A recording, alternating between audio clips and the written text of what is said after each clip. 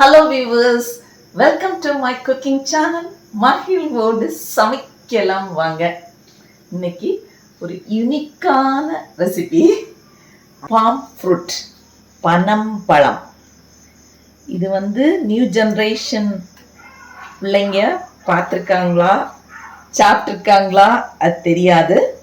இந்த பனம்பழத்தை வச்சு தான் நம்ம இன்னைக்கு செய்ய போகிறோம். அதுக்கு தேவையானது கருப்பட்டி. கருப்பட்டி இல்லைன்னா நீங்கள் வெல்லம் கூட எடுத்துக்கலாம். பார்க்கலாம். ஒவ்வொன்றா உரிக்கணும். ஃபஸ்ட்டு இதை உரிச்சு எடுக்கணும். அப்படி எப்படி செய்யலான்னு பார்க்கலாம். ஓகே,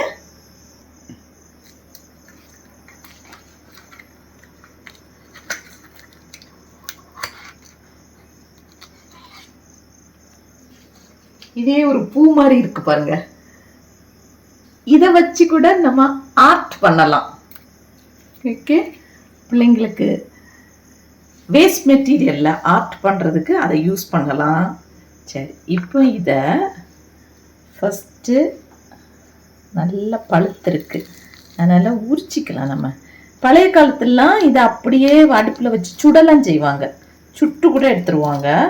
ஆனால் இப்போ நமக்கு எல்லாம் கேஸ் ஸ்டவ்வில் பண்ணுறதில்ல, அதனால் கேஸில் அந்த மாதிரி பண்ணாமல் நான் இப்போ தனித்தனியாக இதை உரித்து எடுத்துட்டு அப்புறமா குக்கரில் வச்சு வேக வச்சு சிம்பிளாக காட்ட போகிறேன்.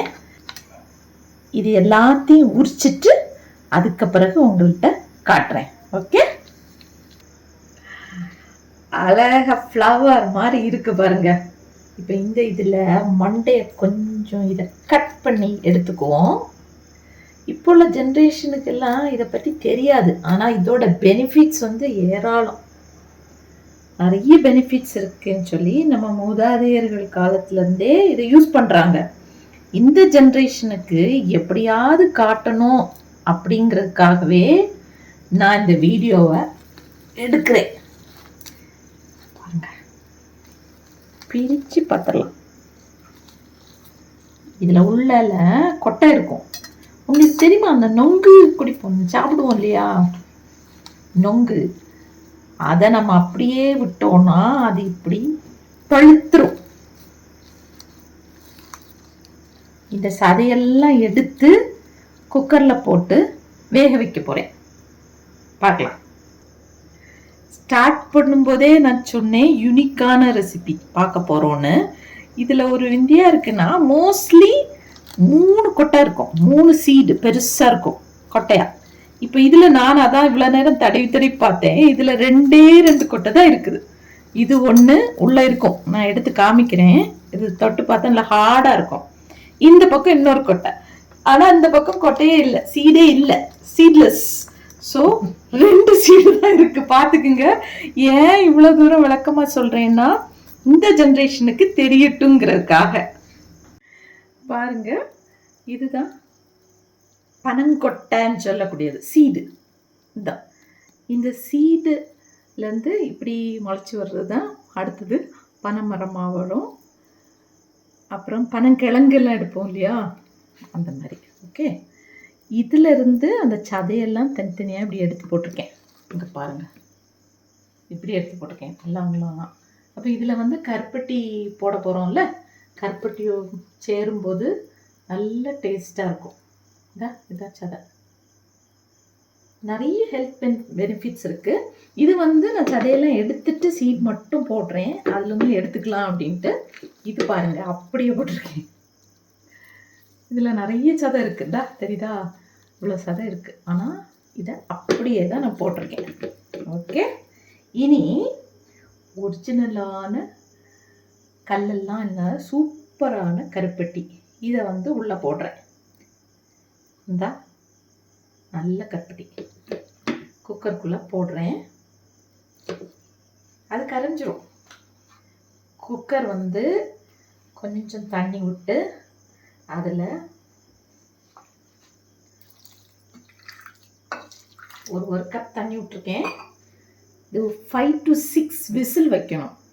இந்த பனங்காய் பற்றி சொன்னேன் இல்லையா, பனம்பழம் பற்றி, அதோட கூட இந்த பனம்பழம் வேக வைக்கிறது குக்கர் இருக்குது இல்லை, குக்கரும் ரொம்ப பழமையானது. இது கிட்டத்தட்ட 32 இயர்ஸ் ஆன குக்கர், அதில் தான் நான் வைக்க போகிறேன்.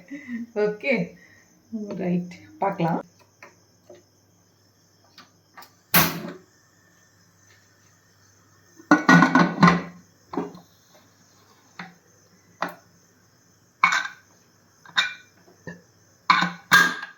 இது ஒரு 5 விசிலாவது வைக்கணும். நல்லா வேகட்டும், அப்புறமா காட்டுறேன்.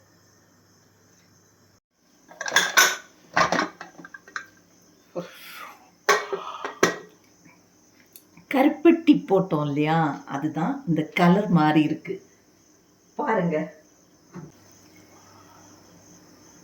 இந்த பாருங்க, கருப்பட்டி இது ஜூஸ் மாதிரி அதில் இருக்குது. இதை நல்லா சூப்பி சாப்பிடணும். நாங்கள் ஆக்சுவலாக சின்ன பிள்ளையா இருக்கிற டைம்லலாம் எங்கள் பாட்டி தாத்தா காலத்தில் அவங்க இதை வந்து குட்டி குட்டியாக உருட்டி உருட்டி தருவாங்க. இதை இப்போ அது நல்லா சூடாக இருக்குது. ஸோ இதுதான் பனம்பழம் வேக வச்சு எடுத்தது.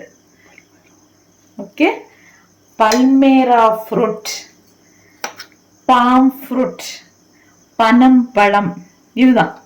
ஆனால் இந்த ஜென்ரேஷனுக்கு இது என்னன்னே தெரியாது. ஸோ இதை எல்லா பேரண்ட்ஸும் ஒரு தடவை என்னன்னு சொல்லி காமிச்சு கொடுங்க. இதுவும் நம்ம சாப்பிடலாம். இன்னொன்று ஹெல்த் பெனிஃபிட் நிறைய இருக்குது. இதில் ஃபைபர் கண்டென்ட் ஜாஸ்தியாக இருக்குது. கான்ஸ்டிபேஷனுக்கெல்லாம் ரொம்ப நல்லது. நிறைய சொல்லலாம், ஆனால் நான் டாக்டர் இல்லை, எனக்கு தெரிஞ்சதை மட்டும் நான் சொல்கிறேன். Okay okay, thank you so much for வாட்சிங் திஸ். மகிழ்வோடு சமைக்கலாம் வாங்க சேனலில் பாருங்க, சமைங்க, ருசியுங்க, மகிழுங்க. அதோடு கூட please subscribe my channel, like and share with your friends and relatives.